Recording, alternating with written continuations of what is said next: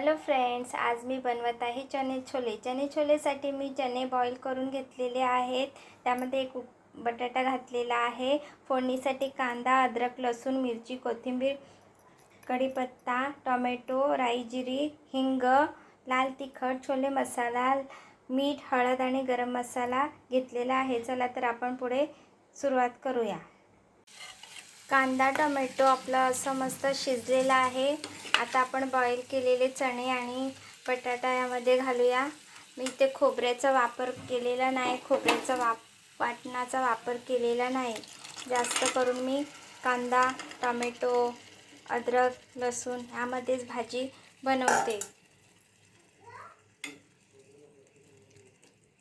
अशी मिक्स करूया आपण। थोडा बटाटा यामध्ये स्मॅश करूया। मस्त अशी आपली छोले रेडी होतील। स्मॅश करून आपण याला वाफेवर थोडंसं शिजवून घेऊया मसाले। आपली भाजी रेडी झालेली आहे चणे छोल्याची। मस्त असे चणे छोले छान असे झालेली आहे। सुकी भाजी आपली वाटण न घालता सुद्धा आपण असं सुकी भाजी बनवू शकतो। आवडल्यास लाईक करा, शेअर करा, सबस्क्राईब करा। थँक्यू।